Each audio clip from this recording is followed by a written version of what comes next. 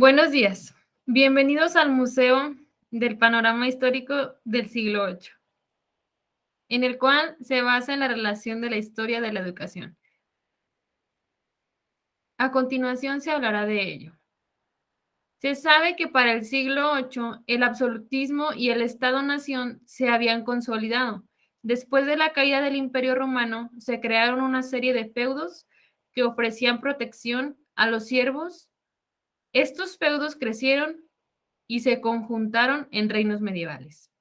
Así, el comercio del Oriente aumentó y con este surgieron una serie de poblados que funcionaron como centros comerciales que tras su rápido crecimiento se convirtieron en ciudades. Finalmente el rey fortaleció lazos con las ciudades y los burgueses, al grado que la alianza con el Papa dejó de ser importante. Para los siglos 7 y 8, el rey se convirtió en el mandatario absoluto de su reino. Este poder le permitió construir en un estado centralizado que en vez de concentrarse en la protección de sus siervos, como en la Edad Media, ahora se concentraba en facilitar el comercio y las comunicaciones para crecer económicamente. La nobleza, quienes en el pasado eran señores feudales, entraron en decadencia y terminaron como una clase social decorativa. La fractura con el Vaticano se extendió incluso en países católicos como Francia, en donde el rey Luis IV inmortalizó la frase "el Estado soy yo", reflejando el poder absoluto que había conseguido el rey en la Edad Moderna. De modo que la estratificación social del absolutismo quedó de la siguiente manera: rey, nobleza y clero, tercer estado o burguesía y por último los siervos. ¿Y a qué se le conoce como ilustración?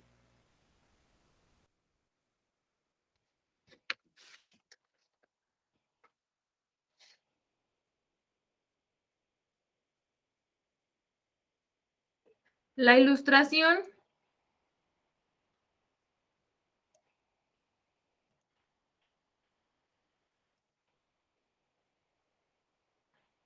se trata de una corriente intelectual e ideológica que permeó todos los campos del saber del siglo VIII.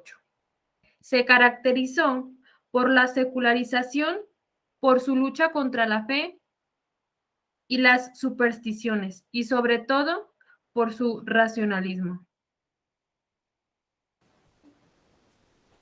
Sin embargo, también puso la razón en el centro. La idea de centrar el pensamiento en la razón se refería sobre todo a un rechazo del pensamiento mágico y religioso medieval.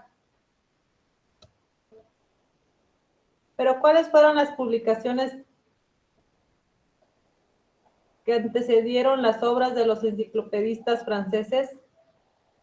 Bueno, antes de la publicación de las obras de los enciclopedistas franceses, la literatura también aportó una serie de ideas en torno a la educación, las cuales son las siguientes.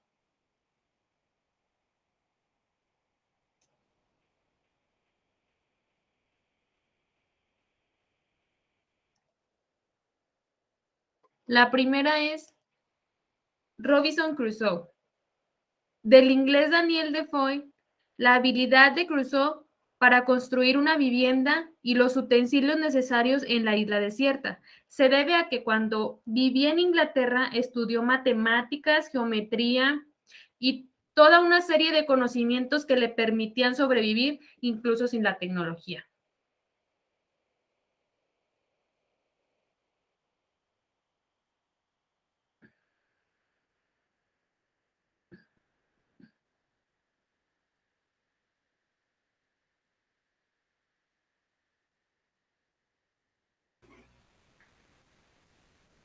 Yo tengo entendido que los viajes de Gulliver de 1726 de Jonathan Swift representa una dura crítica a la erudición y el intelectualismo sin sentido.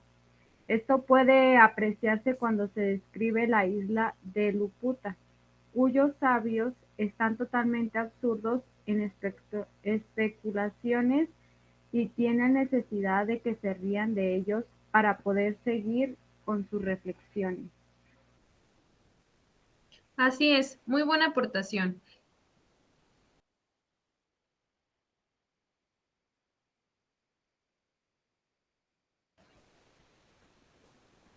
Sé que el Fausto de Goethe también se aprecia una crítica de la educación que no guarda relación alguna con la realidad. He estudiado a fondo la filosofía jurisprudencial y medicina y desgraciadamente incluso teología, con mucho interés y heme aquí, pobre, loco, que sé lo que mismo que antes. Esto es lo que nos mencionaba el Fausto.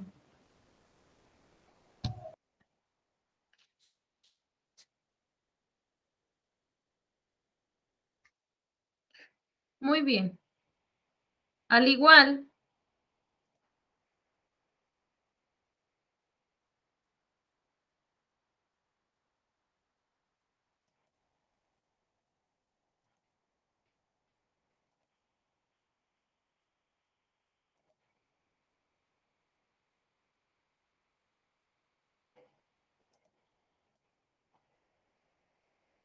que la Enciclopedia de Ciencias, de las Artes y de los Oficios. Ay, oigan, se me puso otro fondo. Bebe, ¿ya viste lo que se me puso? Ah, ya Uy. sí, tú dale, dale. ¿Lo editamos? Si se puede, sí, tú dale así. Ya si se queda así, pues ni modo. No, nos va a regañar, profe. No, sí, ándale, tú dale.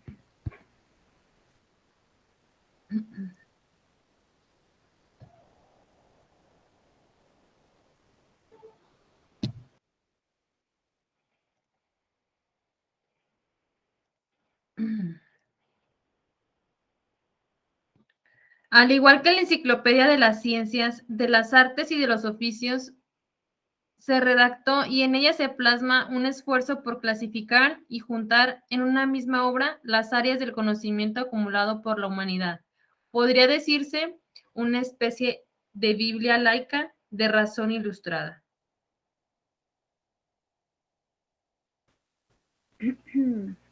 Disculpe, ¿qué decía Diderot?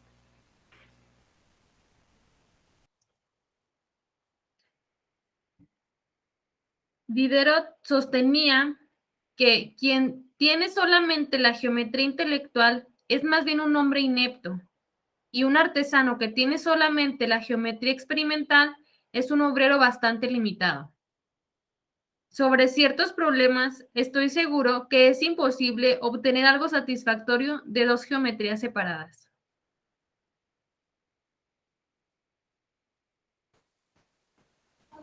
Hagamos pues justicia a los artesanos. Las artes liberales han sido exaltadas bastante por sí mismas. Podríamos ahora alzar la voz para celebrar las artes mecánicas.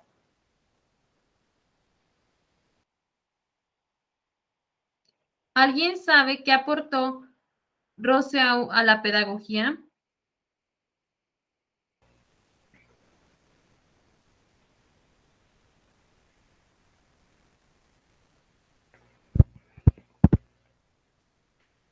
Yo sé que Rousseau fue quien revolucionó la pedagogía, en donde su aportación consistió en proponer una aproximación antropológica a la pedagogía, es decir, tomar como centro de la enseñanza las características del estudiante, en vez de centrarse en la transmisión directa y unívoca del saber. Rousseau propone un nuevo acercamiento pedagógico para la enseñanza infantil.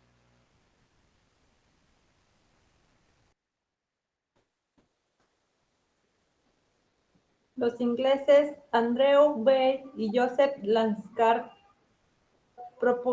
promovieron lo que se conoce como enseñanza mutua.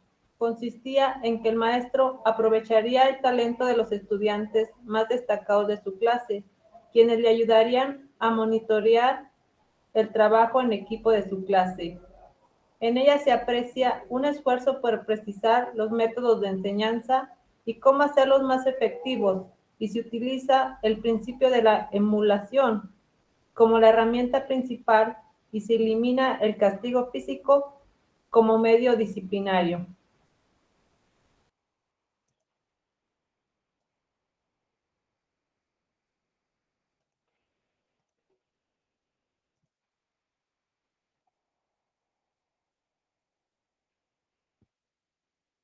Al igual, la aportación de Pestalozzi señalaba que el objetivo de la pedagogía infantil debía ser desarrollado del alma del niño. Para que un niño desarrollara al máximo sus capacidades de aprendizaje, era necesario domar esa naturaleza animal que posee todo ser humano.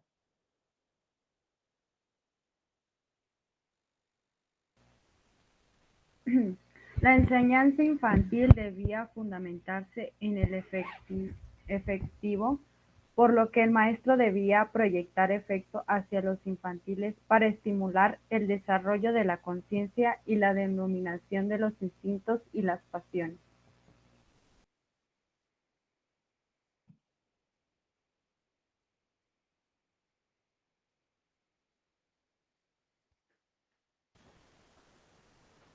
Porque hasta la edad moderna se aprecia un cambio en la educación.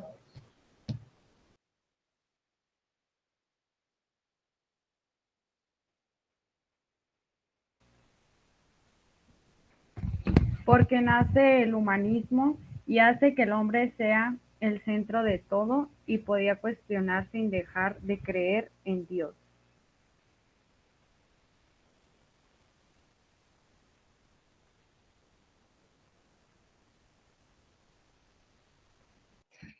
Excelente, muy buena información. Sin más motivo en particular, espero hayan comprendido sobre la educación en el siglo VIII. Muchas gracias.